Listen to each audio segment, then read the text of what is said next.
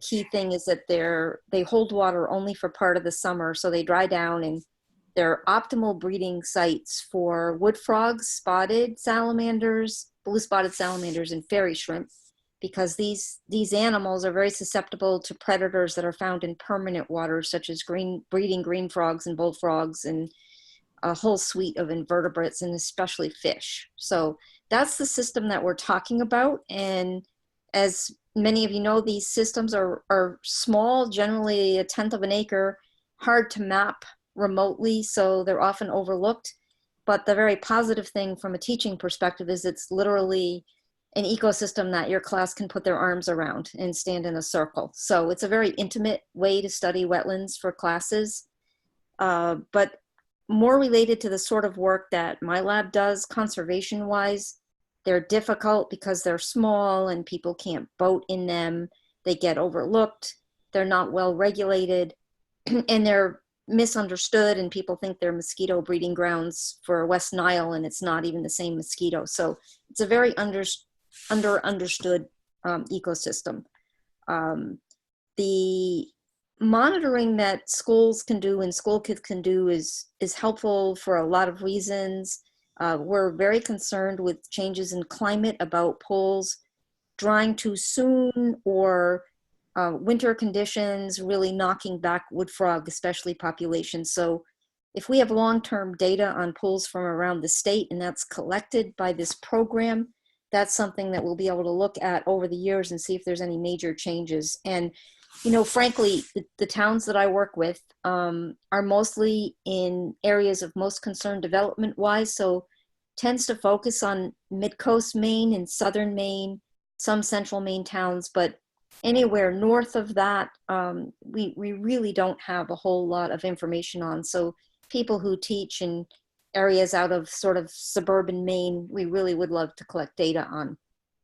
And I think, Maggie, you asked me to talk a little bit about my lab's research. We've spent about 2 decades studying mostly what happens to vernal pool amphibians once they leave the pool.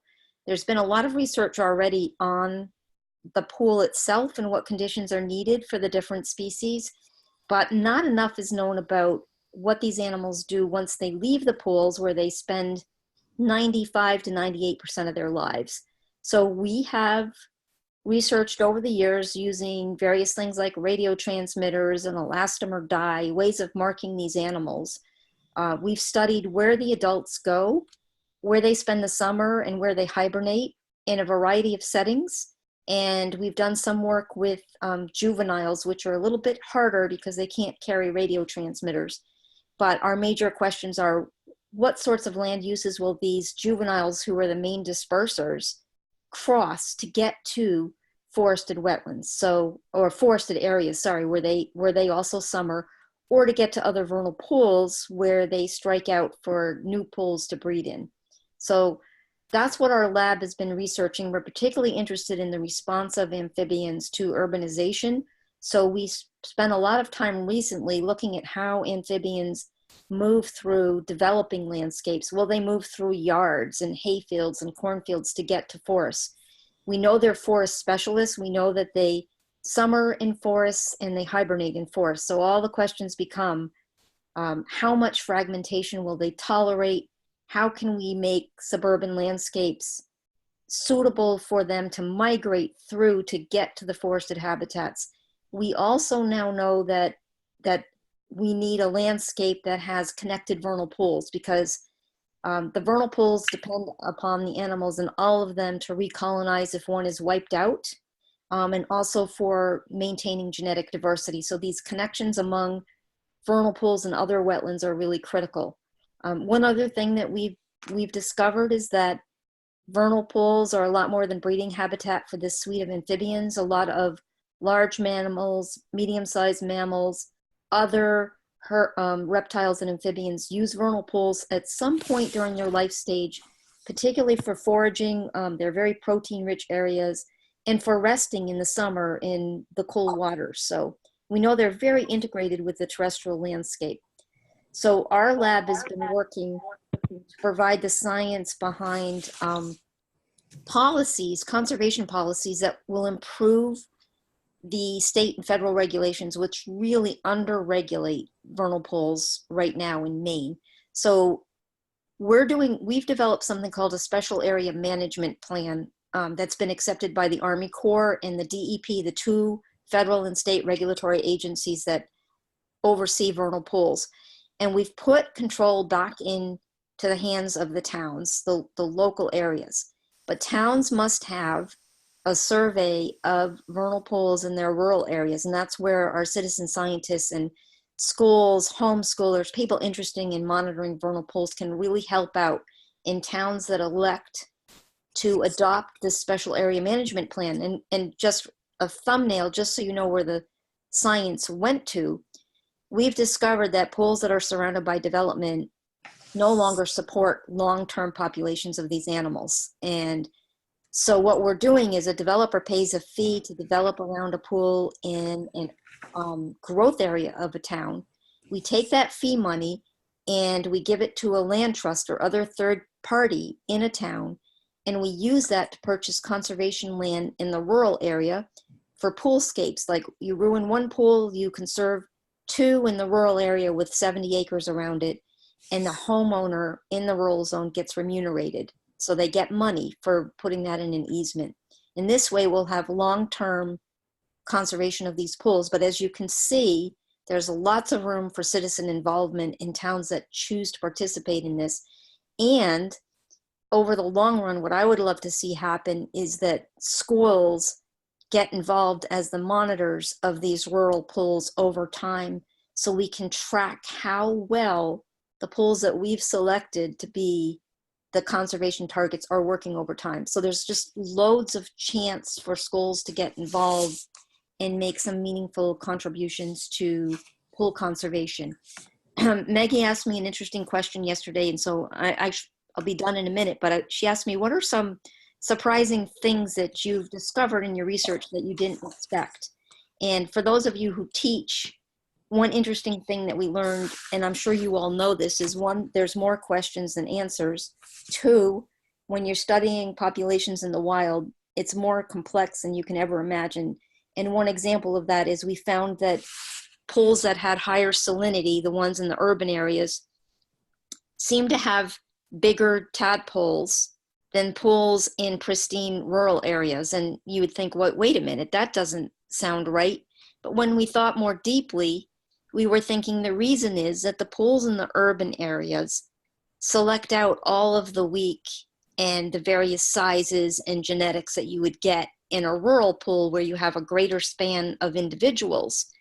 In the urban pool, all that was left was the best and the brightest. There was less competition, and hence in the short term, the tadpoles got bigger. So there's lots of things like this that we discover as we're researching, and you have to realize, wow, there may be some very important variables that we didn't measure. So if we get schools looking at things, people can come up with other ideas of what some of the variables that affect the health of these species might be that we're not thinking about. The other thing we've learned that might surprise you is that wood frog egg mass numbers, spotted salamander egg mass numbers aren't all about the pool footprint itself. We're finding that the terrestrial environment is more, as important, if not more important. As we get snowpack declining and we still have cold temperatures, we have a lot of wood frog mortality in the winter because they hibernate right at the surface. And we're finding that a pool may plummet in wood frog egg mass numbers over time because of winter conditions. The thaws that we're getting earlier and more drawn out, like in February, it was 80 degrees. The animals come out and they can't refreeze, so they're gone. What schools can do is, if you're keeping track of a pool egg mass numbers over time, you should be keeping track of winter snowpack, snowfall amounts, and temperatures, when the thaws were and how long they were. There's all these neat data that students can collect that we can use over time. And then actually there's two more things. The fairy shrimp. Some of you may be involved in our fairy shrimp initiative, and I was doing some homework to try to find out more on the literature of fairy shrimp and who studied what. And I went to Google Scholar and I found that the papers that there are, none are on the distribution of fairy shrimp in this state. And most of them dealt with the production of sperm. And most of the papers were from 1923 and the 1940s. So if we have students involved in a statewide survey of fairy shrimp and the types of pools they're finding them in and when they're finding them, this is going to be a great new database. And I'm thinking that we would use the data for the first 3 years on this and then develop it into a master's thesis project or an undergraduate honors thesis project so that we can finally get a handle on fairy shrimp ecology and distribution in this state. And there seems to be, I had one more thing that was a surprise to me that I'm not remembering in our, oh, I know, in our research. This is a fun one. We studied the juveniles dispersing through suburban landscapes and discovered that if it's a rainy night and the temperatures are right, the juveniles will eventually disperse through cornfields, hayfields, and lawns. And why this is exciting is it means that as long as we have some natural environment for them to go through to get to forests, and we have rain events still in the spring, the good news is that perhaps these animals can make it to their environment, so that we might be able to work in agricultural and suburban landscapes if we maintain connectivity and, you know, make sure there isn't excessive fragmentation. We do know that when ponds are completely surrounded by impermeable surfaces like roads and buildings, they blink out. So we've learned a lot, but we have a whole lot more questions, and we could really, you know, as you all know, I'm sure you're not strangers to the value of citizen science, is that it lets us collect massive amounts of data over much broader geographic areas than we would be able to do on our own. So it's a real pleasure to learn that teachers are interested in, to maybe provide some guidance so that we can actually use the students' data for creating new master's theses projects or undergraduate honors theses projects, and for helping to push conservation forward in the state. Wonderful. Thank you so much, Aram. I'm going to just open it up to questions from other people at this point. So if you have a question, you can unmute your microphone and just ask it, or if you feel more comfortable, you can type it into the comments and Molly can read it, or you can, there's a raise hand function that you can use as well. So I'll open it up. This is Jocelyn. I have several questions. One, do you have a listing of the towns that have accepted the special area management plans? Yes, it was only passed in 2016, and it was the result of a 7-year stakeholder group. So to answer your question, we have 2 model towns that we're working with, Topsom and Orono. Topsom, May 17th, this is very exciting because it took a ton of paperwork, including development of a town ordinance and a 3-party agreement. Topsom goes before the Board of Environmental Protection, not the department, but the board. It's a board of people who make decisions on rulemaking, and they're going before them on May 17th to get delegated authority, which means that the town is then allowed to implement the SAMP, and that's going to be our first test case town. And Orono is following very close behind. So we've been working with these towns for 7 years. We finally got the ordinances passed by the local governments. We've got 3rd-party agreements in place, and now we're just dotting the I's and crossing the T's. And we have EPA funding to implement this program and see how it works in these 2 model towns. We have 13 towns that we've already done vernal pool mapping in, and those towns could easily slip into adopting the SAMP because they already have a base of vernal pools that we've identified. And we are now talking to the towns that are Mount Agamenicus to the sea, those towns in that area, and they're interested in creating a SAMP, and Damariscotta, Maine is also interested in creating a SAMP. So it's very much new and exciting because, you know, we had this concept that we developed with developers and with real estate people, so everyone's bought into it, and now we get to apply it, and we're excited to see how it works. What? What?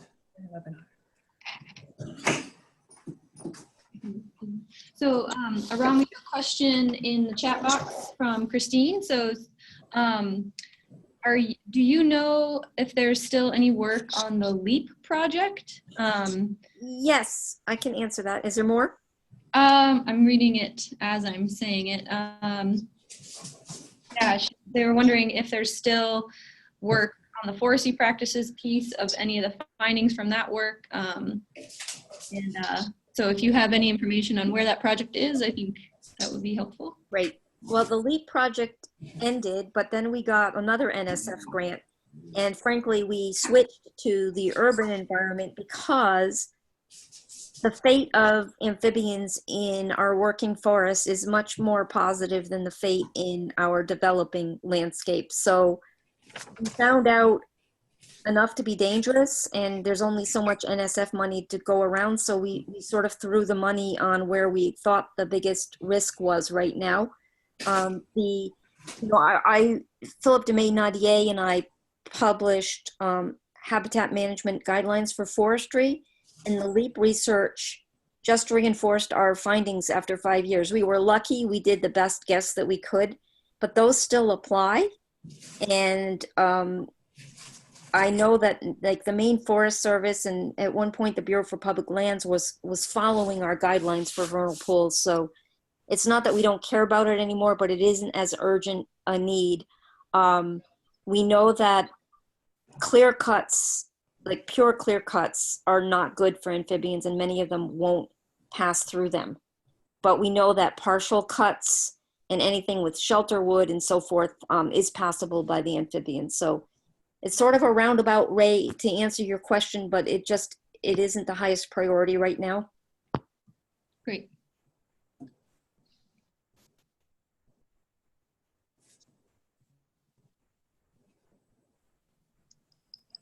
Are there other questions out there? This is Jocelyn. I'll jump in again. I was typing one up, but it might be faster for me to ask. Are there materials that you have at the University of Maine or through the various agency programs to provide to homeowners who have vernal pools on their property? And I ask because in my relatively rural neighborhood, but both farming property and forest property, and then houses, and as it's changed, the landscape is changing some with more people moving in, but there is a vernal pool that frogs have been using for years that's very close to a home that is actually a rental property. So the homeowner and then the renters, it'd be great if they were aware of the importance of that area because they mow and they probably fertilize the lawn really close to it. And I would be happy to drop off materials in a very friendly way if there were materials I could give from another agency. And then I'm wondering, is it all right for a person to build a vernal pool? Are there regulations around that if you would like to foster having, like I have wood frogs on my forested property, and I know my frogs are coming off property, and if I could buy the land that had the vernal pools, I would, but I don't. So is there information in regard to that? So part one, we have on our website of Pools and People, we have three relevant manuals for homeowners. One's habitat management guidelines for forestry. There's best development practices, which still are pretty good. And then there's the Maine Municipal Guide to Mapping and Assessing Vernal Pools, which has a lot of information on do's and don'ts for vernal pools. That website also has videos helping you identify egg masses. And so I would explore the Of Pools and People website. And there's a whole section on publications where we try to keep posted relevant publications as they come out. Part two, I do not recommend creating vernal pools. There's a paper on the website that we did on how created vernal pools fail, and the preponderance of them fail because you don't get the hydrology right. It's very difficult to create a seasonal hydrology. And so what happens in most cases is that they hold too much water, and bullfrogs and green frogs start breeding in them. And those tadpoles can eat 100 egg masses in a week. So what happens is you end up creating a pond, which is great, but wood frogs and salamanders will still breed in it, but it eventually becomes an ecological sink, or there's a good chance that it will be a sink, meaning that they breed in it, but they don't produce enough to replace themselves. So, you know, we like to focus on trying to conserve the pools that we have. Not to say, and I don't want to leave you with this impression, some created pools work, but it is a minority of them that work. And the other issue is that the animals, 95% of the population return to breed to the same pool they came from. But if their pool is between you and a created pool and they hit the created pool first, they'll breed in that. And so what happens is we end up waylaying them, and they're not going to a habitat that's suitable for them, and they're laying in the first body of water, whether it's a roadside ditch or a created pond or a detention basin, before they get to their suitable pool. But that said, what do they call it? Truth in advertising, or full disclosure. I love vernal pools, and so we have one right outside my door here. But also full disclosure, it's very small, and it's right outside my door, literally. And it's so small that I net the green frog egg masses off. There's usually 1 or 2 green frogs that breed. I take their eggs out, and I have successful spotted salamanders and wood frogs. So I'm not going to lie to you. You can do it. But also, my pool is right up against the house, so literally the deck goes over the pool. So I really don't think I'm waylaying anybody getting to other pools. The animals that I have, they're the disperser individuals, which is less than 5% of the population, and it's the juvenile teenagers going out and, you know, trying to find new places. So I have those animals, but they've become they have fidelity to this pool, and they come every year and sing outside my window and make me really happy. So I'm not saying don't do it. I'm just telling you, as a rule, creating vernal pools is not a good solution to conservation. Okay. Yeah, I haven't figured out. I have spotted salamanders and wood frogs on my property, and I haven't figured out where they're coming from. The vernal pool that I've located is much too far, and I don't know the range. I need to research that, the range of the area where they might come from. Wood frogs can go a couple kilometers, and the salamanders will go 800 feet. Okay. Those are rough numbers, but that's what we found for the adults. The juveniles go much farther. Okay. Thank you. Sure.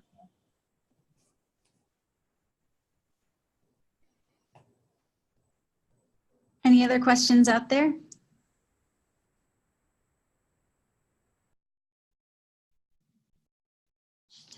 It's just about time to wrap up. I'm going to show you just a couple of resources on the Vital Signs website if you're interested in bringing students out to investigate vernal pools.